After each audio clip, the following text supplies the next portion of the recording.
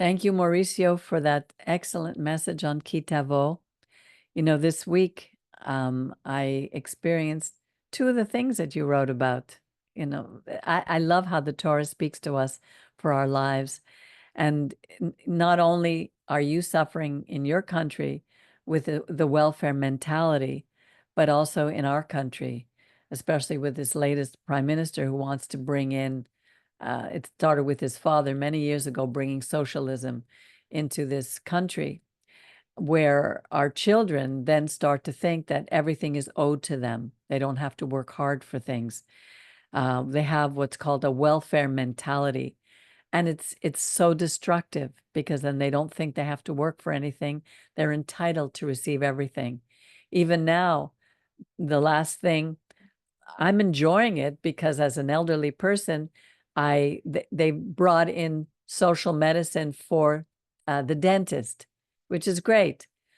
But when you everything is given to us, we appreciate nothing. When we have to work hard for it, as the Torah teaches about community, that the community, that we were to take care of each other. There would be no need for insurance or for these or for welfare. Brian, I'm going to put you on mute because you keep interrupting, all right? So when you're ready to speak, you can unmute yourself. Otherwise, stay on mute, all right? So that welfare mentality is very dangerous for us. And you speak about that. I've experienced it even in my own family. And the other thing you spoke about was, don't be discouraged when you know the end, when you know what God is going to do, but you don't see it in your lifetime. Because, we know that everyone is going to come to know that there's only one God, but we don't always see it. How you said that Abraham was given the promise that he would be a great nation, but hundreds of years passed before he saw that. Sometimes I get discouraged because I think, oh, my children could see what I see. And they may not. It's like, I think my father died before he saw how God had changed my life. And he only saw with me making one bad decision after another. It was my mother who started to see it. But even then, she didn't see the extent of, what I had become or what I have learned by walking with God. And I'm so I have to remember everything is God's timing. Everything is in his hands. Just be grateful for today. Sometimes I want to hurry time because I want to see the end, but it's learning how to be grateful for the process, for the journey. And that is so difficult. And to understand when we're going through tough times, God is testing us, trying us to see just how far we're willing to trust him. So thank you, Mauricio. That was an excellent message. Yeah, I want to say, I never know where to start, but it was such a good message because not only does it apply on a full level to as a community, but as individuals, it reflects our life. And one thing, what you said about welfare, what I've noticed, not only from things from people I know or my family, whatever, that especially when a man is on welfare, they may not admit it or not, that's not even true, but I've witnessed such shame because it's not really what God created a man to be. And I've seen men who are really shamed. I've seen it in my own family. Even though, on the one hand you're tempted, you're getting money and you don't have to work, or you don't have to work as whatever it is, but it's very shaming. I've seen that with women too, but more with men because it's really against the nature of a man. So I'm saying it's very wrong. Also, I really like the way you presented Jerusalem um, holistically. It's not only a physical place when God said bring the offerings, etc., but it's an eternal embodiment of God's presence in our lives and peace, etc. Because if we don't have that whole picture, you start to become almost materialistic about even Jerusalem. Like I see some secular Jewish people don't believe in God, but they almost revere Jerusalem. But what is Jerusalem? It's not just a physical city. Yes, there's history and beauty there, but what are they revering? It almost makes the physical Jerusalem an idol, and it's so much bigger than that. So I like what you said about that. So anyway, there's so many good things. I'll come up with more ideas, but it was very, very special. Yeah, if we lived as a community, truly the community that God created us to be, we would all take care of each other. We would take care of the poor, we would take care of the widows, the orphans. Nobody would be alone. You see that in certain little communities that still exist today, where if they're farming communities and someone barn burns down, the whole community goes and rebuilds the barn.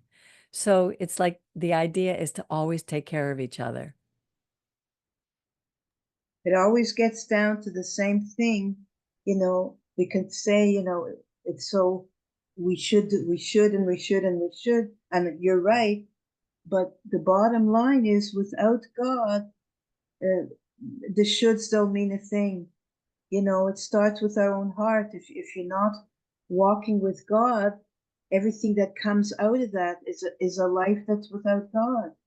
So when what we read about the Haftorah, what's going to be happening is so wonderful, because at that point it will be a world where people are walking with God, or at least Israel will be. Everyone will come up to Israel, not just because the wealth of the nations are going to come, but the presence of God is represented by Israel. Right. Okay. Regarding this portion, for me,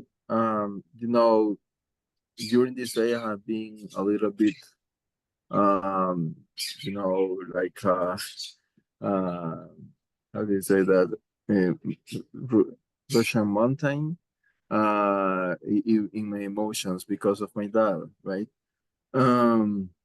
But at the moment, I was, it is like a kind of medicine to the soul, the Torah, okay? Because when I discover Jerusalem as our final destination when we are passing away, uh, honestly, gave me peace and gave me comfort because of my dad. Anyway, there is something that I would like to expand a little bit more, okay? And it's about, this is about something, um, just wait a moment, okay? Give me one moment.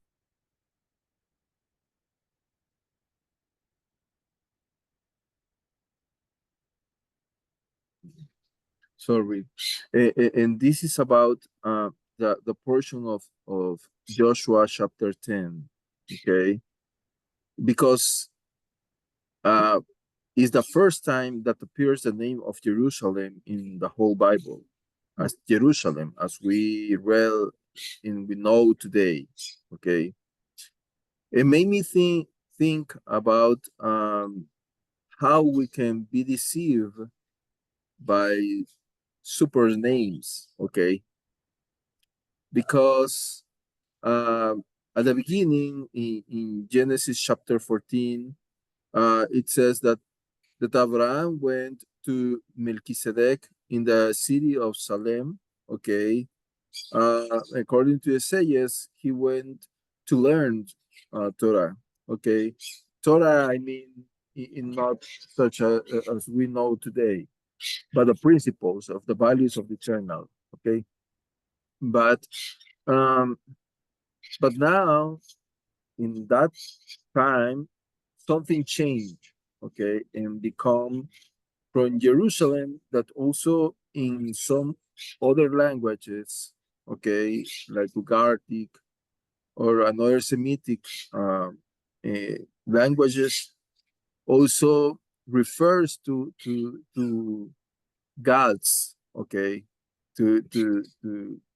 not as Elohim, we know Hashem, right, but to another gods, okay. And then also it says that there was a king, okay. In the past, the king was named Melchizedek, which is a title, okay, it's not his name, and that means a Sedek king, okay, justice, okay. Um, and now appears another that supposedly could be a very good title, but just is the title because he was Adoni Sedek, okay, which means Righteous God. that righteous, not really is righteous Lord or righteous Sir, okay, more or Right. less, okay. So because Adoni means to a man, okay, Adonai means to God, Right. okay. Right. So um in this king has a good title, okay. He supposedly live in the holy city, and at that time the kingdoms, at least as we read in the Bible, were kingdoms, but there were really cities, okay. And he was afraid because he saw what God did to a city called Hai, okay. And this Hai uh, is the root of the Turkey people today. So Bless the thank you. Turkish people? The Turkish people? Turkish people, okay. And you know, they were very strong at that time, and they were destructors because that's what it means, high. And then God allowed to Joshua to take those cities and destroy all these kingdoms. And so now this Adonisedek just saw that what is happening, and it says about the book of Joshua that he was afraid.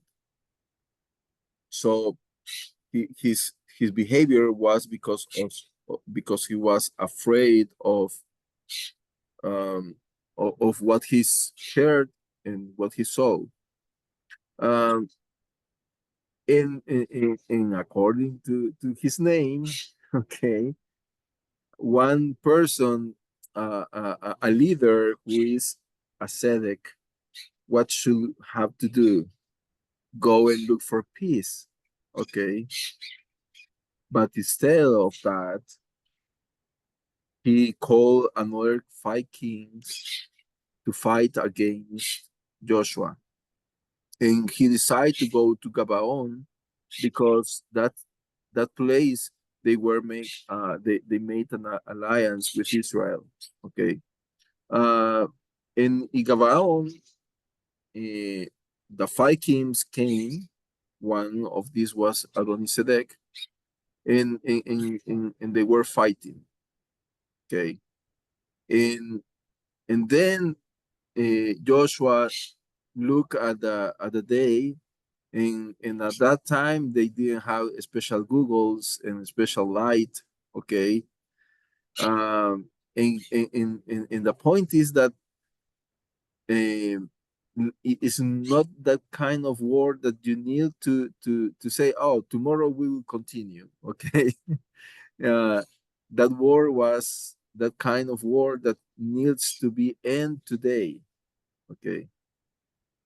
So come Joshua and make a petition to God to say, oh God, stop the sun, the moon, and keep the light of the day, okay, for one day. Um, and and and they were fighting. And probably Joshua saw that if night could come, probably all these armies will fight, or they run away.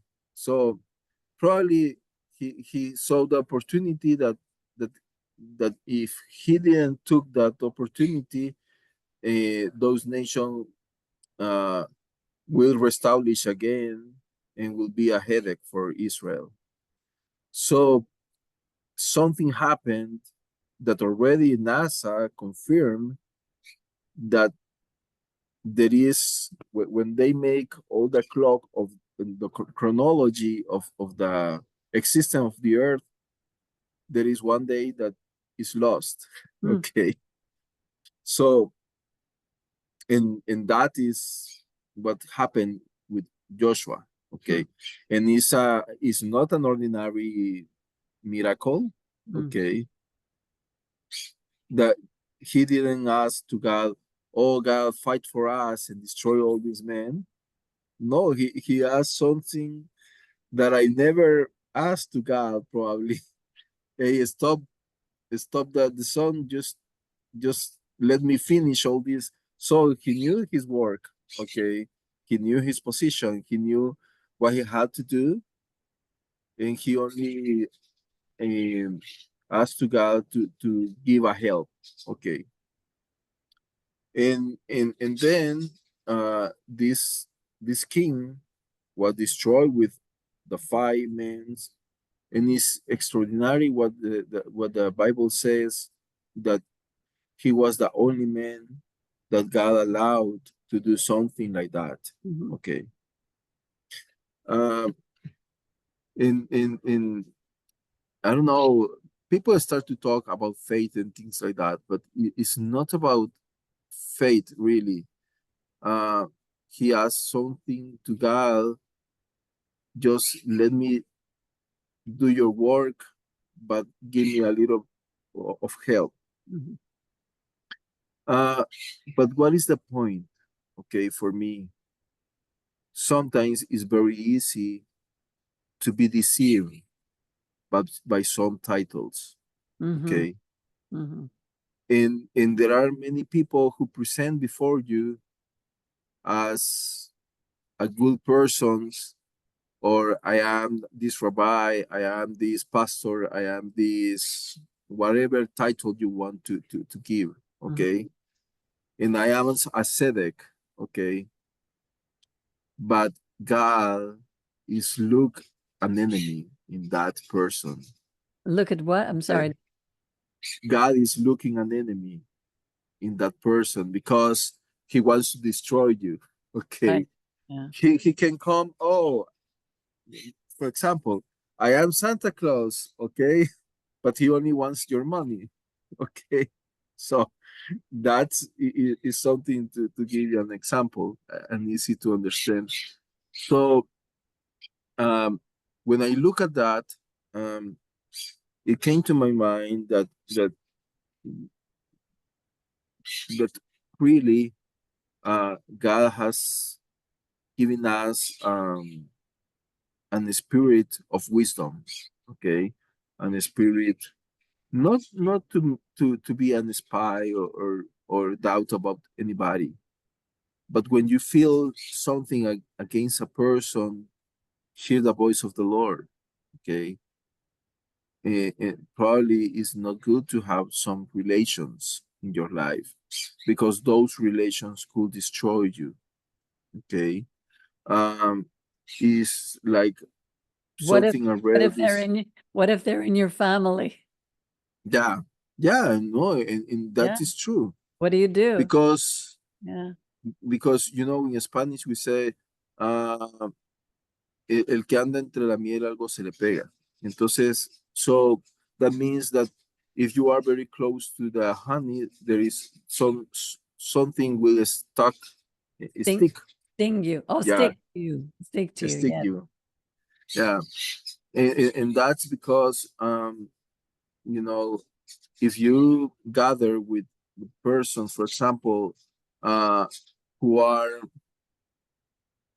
corruptors, for example, who give briberies, probably you will end like that. Okay. Um, and if you are with person who wants to, in this kind of socialization process, but it's true. If you gather with person who doesn't want to work, for example, then you will adopt some customs from Yep. them. Yes. Okay. I see that.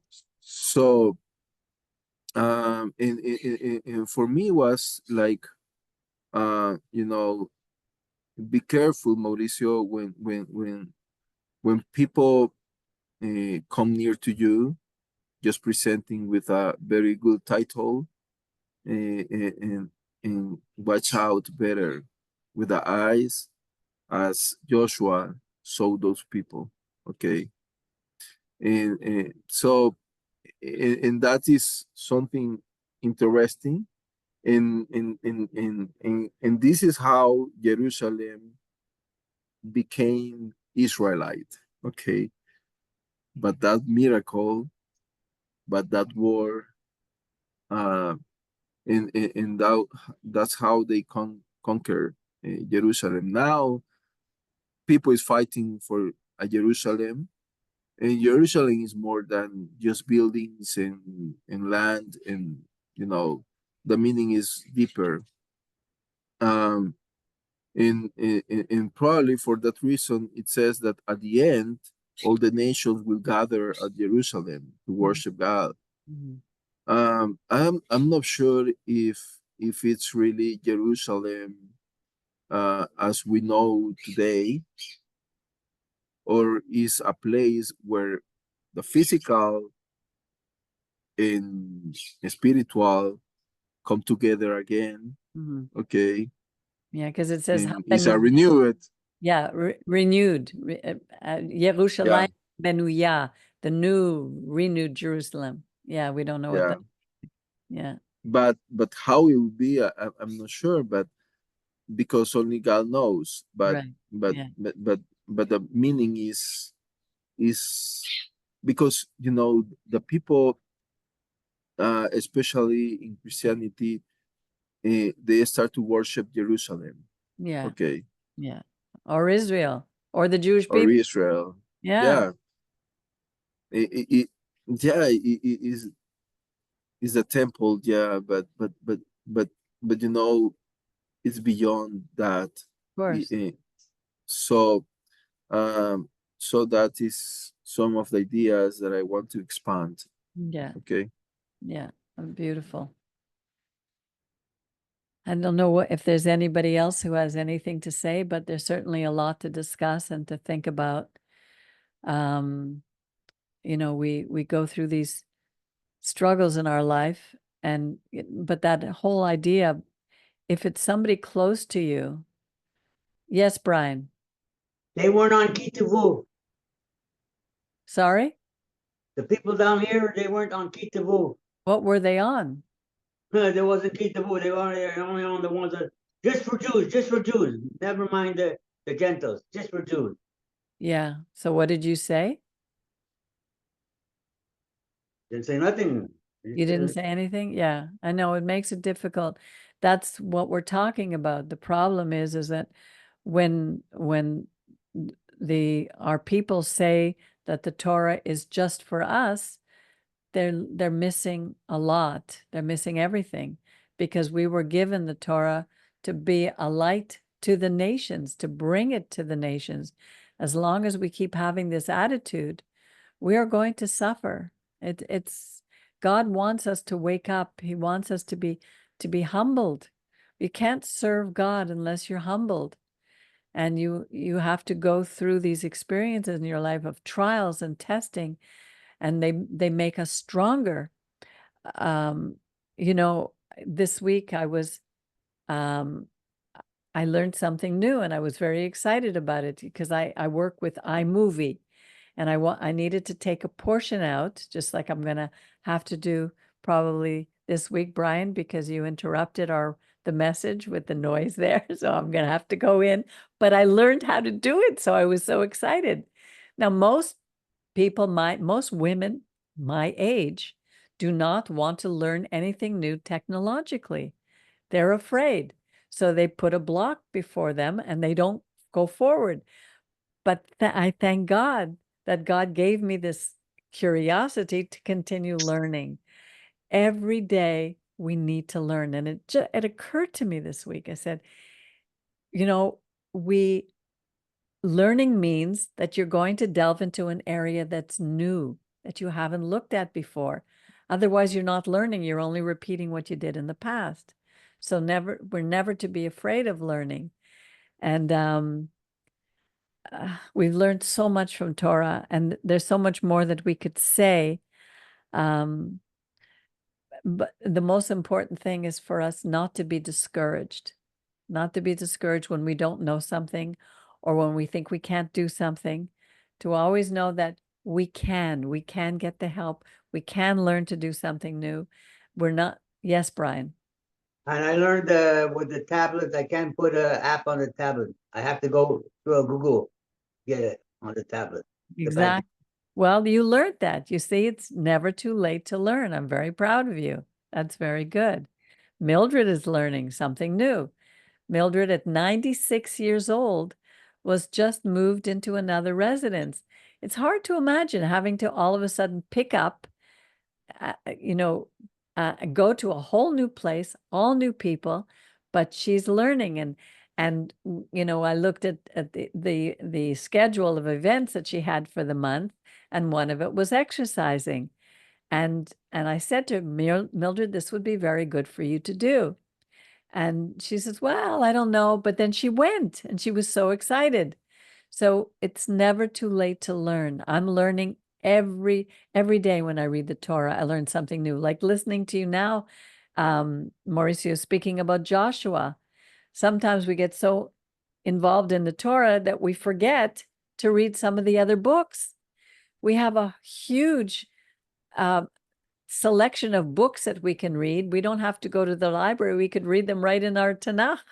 There's so many stories left to learn, and the stories that Yeshua told us are amazing stories. And we mustn't be afraid or discouraged when things don't seem to go our way. What else can we say? There's really a lot to say, but I wish we had more people to give us their opinions and not to be afraid to talk about what they've learned. Always the same few of us. Anyway, well, if there's nothing more, I want to wish everybody a Shabbat Shalom. Rhonda, we wish you a safe trip next week. You're leaving. Thank you. So we wish you a good time with your family. And an early happy birthday. Thank you. Really happy. Happy birthday, Rhonda. She's the 28th, but we'll give it early. Yeah, this is the first time you'll be away for the high holidays. Part of it. Part of it, yes. Mauricio, I don't know if you have any opportunity to be with us during the high holidays. I hope so. We're going to have the Yom Teruah service on Thursday, I think it's the 3rd. Thursday, the 3rd of October during the day. I know. So I didn't ask you whether you're going to be available or not. It's really up to you. I know how your work, sometimes it's very difficult for you to get away, but we're preparing the service. Shabbat Shalom to you, Richard. You're always welcome to be part of us. And so I'll be sending. Start the second with stuff. I'll be sending all the the notice about the high holidays coming up very soon. And God is really preparing our hearts right now. Rabbi always used to say before the high holidays, read Psalm 139, where he says, search me, O God, know my heart, try me, test me, know my thoughts, because we cannot know ourselves. We the heart is deceitful. Who can know it? The Torah says. So we always have to ask God to help us, and our friends who care about us to help us as well. And so with all that, I want to wish you all Shabbat Shalom. And we will, again, thank you, Mauricio, for that excellent message. Peggy, Yes. on Wednesday, I'm going for a sonogram on my heart. Okay, well, we'll pray for that. Let's keep praying for each other. We'll pray for peace, shalom in all our hearts. Mauricio, you've been graduated to the next level of adulthood now that you've lost your father. You are now the father of your family, and the grandfather to be. You're the next generation of adulthood, and that's not always easy. So Feliz viaje, Rhonda. Pardon? Feliz viaje. Oh, muchas gracias. All right. Practica su español. Sí, Yeah. él habla muy bien el español, sí. Sí. Que Dios te acompañe. Yeah. Qué bueno. All right. Shabbat shalom. All the Shabbat best. shalom. Shalom. Shalom. Shabbat shalom. Shalom.